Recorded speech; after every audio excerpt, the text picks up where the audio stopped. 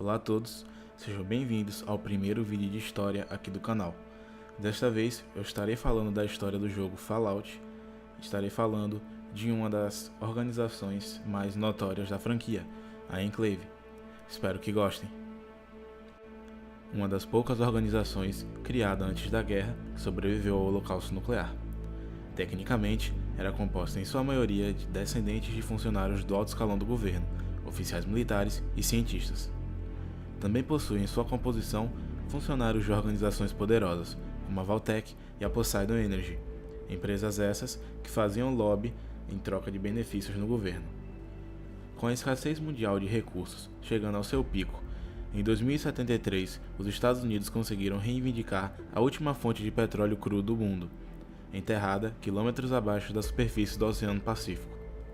A Poseidon Oil, que nos anos antes da guerra se tornou a líder mundial e obteve o monopólio sobre as últimas reservas de petróleo, foi contratada para construir uma plataforma de petróleo para extrair o tão precioso recurso. Os principais membros do Enclave já haviam abraçado a inevitabilidade de uma guerra nuclear e acreditavam que a maioria da nação não sobreviveria, e desde que as pessoas importantes dos Estados Unidos sobrevivessem, eles podiam se reagrupar rapidamente para futuros planos. Finalmente, e relativamente cedo, no ano de 2077, com o mundo sendo calcinado pelo fogo nuclear, o presidente e o Enclave se refugiaram em múltiplas e altamente fortificadas localizações secretas por todo o continente. Muitos membros do Enclave recuaram para locais remotos em outras partes do mundo, porém, quando as bombas caíram, eles perderam a comunicação com o grupo principal, que estava aquartelado na plataforma de petróleo de onde os Estados Unidos planejavam a continuação de sua guerra com a China, com o objetivo eventual de retomada e restauração dos Estados Unidos e destruindo o comunismo para sempre. Por um longo período após a Grande Guerra, o Enclave ficou aquietado em sua plataforma, consolidando suas forças militares e trabalhando em tecnologia para conseguir vantagem sobre qualquer desafio em terra firme. Esses esforços tornaram a Enclave a organização mais poderosa e mais tecnológica existente na época, sendo os seus soldados os mais bem armados, equipados e treinados. Usando seus Vertibirds, o Enclave enviou batedores por toda a Califórnia, o estado mais próximo da plataforma de petróleo.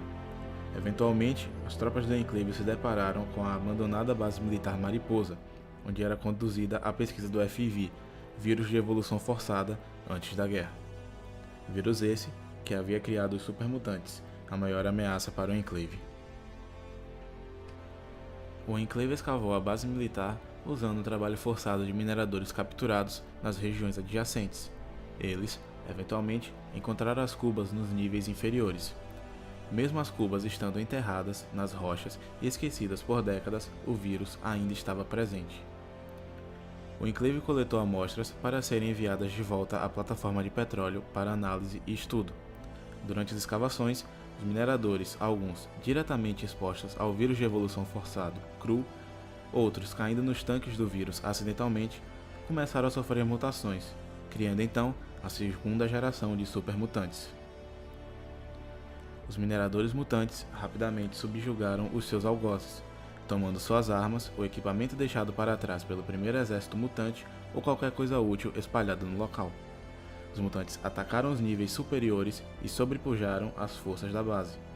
Em pânico e em retirada, os soldados do Enclave usaram explosivos para selar a entrada, aprisionando os mutantes no local.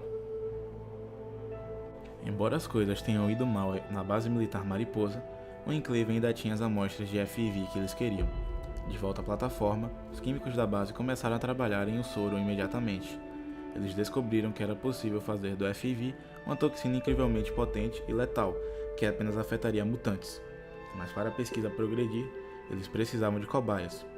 Eles escolheram dois grupos de teste, um limpo, de humanos puros, e outro composto de mutantes, que viviam na Terra, sofrendo de radiação e exposição ao FIV por décadas.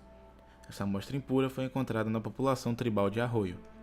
O grupo limpo seria mais difícil de se obter. O Enclave jamais permitiria que se usasse pessoas vivendo na plataforma. Assim sendo, eles enviaram uma força considerável até o Vault 13, e enviaram um comando que forçava a abertura da porta do refúgio.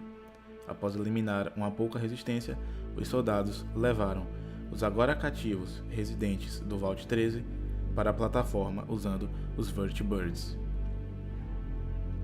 Justamente quando o Enclave se preparava para lançar o veneno que mataria toda a população na superfície, um tribal conhecido apenas como O Escolhido aportou na plataforma usando o cargueiro da Poseidon Oil, que boiava na Baía de São Francisco há muitos anos. O tribal libertou os sobreviventes de Arroio e do Vault 13, e iniciou a sequência de autodestruição da base, salvando o mundo do destino horrível que o Enclave havia planejado. Embora o Enclave tenha sobrevivido à destruição da plataforma, qualquer traço do presidente Richardson foi apagado da história. Enfraquecido e sem liderança, os remanescentes na Nova Califórnia foram caçados e destruídos pela força combinada da Irmandade do Aço e da New California Republic. Alton Sr. liderou a maioria dos sobreviventes para o leste até as ruínas de Washington, D.C., onde eles ocuparam a base de Raven Rock. Aqueles que ficaram na Nova Califórnia, com razões desconhecidas, foram caçados pela Irmandade e a NCR. Alguns dos soldados tentaram se integrar à NCR, mas, de tempos em tempos, sempre surgem histórias de veteranos idosos do Enclave sendo presos e executados. Em Washington, D.C., o mainframe de modelos X foi instalado em Raven Rock para garantir a continuidade do governo caso ocorresse a destruição da plataforma. Quando o presidente Richardson morreu, o X criou uma persona, John Henry Eden, para assumir o posto e autoridade sobre as forças na Califórnia. Augustus Alton foi escolhido como oficial comandante das Forças Armadas, eventualmente sucedendo seu pai. Uma série de iBots foram enviadas para perambular pela Wasteland, espalhando esperanças e patriotismo. Eden poderia então disseminar sua retórica pró-governista, com a promessa do retorno à América do pré-guerra das lendas. Uma terra de cercas brancas, beisebol, torta de maçã e dominância global americana. O plano secreto de Eden era governar os Estados Unidos de pessoas puras, livres de qualquer mutação, tal qual planejara seu predecessor. Ele descobriu um experimento científico promissor, conhecido como Projeto Pureza, e sabia que a hora de atacar havia chegado. As forças armadas do Enclave deveriam retomar o Jefferson Memorial. Controlando o suprimento purificado de água, Eden controlaria a capital Wasteland e, eventualmente, o resto do país. Quando o Projeto Pureza foi reativado em 2277, o Enclave agiu imediatamente. Os soldados de Alton ocuparam o purificador e estabeleceram sua presença nos ermos, erguendo entrepostos e pontos de reforço, iniciando conflito direto contra a Irmandade do Aço. Após recuperar o kit de criação do Jardim do Éden do Vault 87, Eden tentou recrutar o indivíduo conhecido como Viajante Solitário para servir como agente duplo, participando na tentativa de retomada do Projeto Pureza para a Irmandade e infectando o suprimento de água com o FIV modificado no último segundo. Eden teve a oposição do Coronel Alton, que queria liderar os locais, liderando a população, completando e ativando o purificador, então permitindo que o Enclave unifique os ermos sobre o seu estandarte. Quando a Irmandade tomou o Jefferson Memorial, Alton foi derrotado pelo Viajante Solitário. Não se sabe se ele sobreviveu ao encontro. Então, o Viajante Solitário ficou ali finalmente para realizar o Projeto Pureza para Wasteland. Não se sabe qual foi a escolha do Viajante Solitário, se ele infectou a água ou não. O destino definitivo do Enclave em si, assim como seu exército, após os eventos da capital Wasteland, continuou um mistério. Todavia, em 2281, um grupo de soldados da elite da Enclave, conhecido como Enclave Remnants, se escondem no Mojave, e em 2287, a Irmandade de Aço na costa leste se tornou uma potência. Isso sugere que o Enclave foi finalmente derrotado, ou pelo menos não possui mais comando central que poderia desafiar a Irmandade. Apoiando a primeira opção, o grande zelote Richter, um ex-soldado da Enclave, se tornou da prole do átomo, e diz que o Enclave outrora era uma força a ser batida, mas isso foi há muito tempo. Após a destruição de Raven Rock, o Enclave performou uma série de retiradas táticas, perdendo sua força na capital Wasteland. Agora tendo que lidar com soldados descontentes, bases militares decadentes pontilhavam a região com pouca ou nenhuma comunicação entre si, com o exército convencional sofrendo de carência de recrutas e o alto comando em silêncio, tudo parecia perdido. Porém, um pequeno contingente de soldados habilmente treinados, previamente postados em locais secretos e remotos fora da capital, apenas a nata do pessoal da Enclave, treinados em múltiplas formas de combate, podem ganhar o direito de participar do Esquadrão Sigma.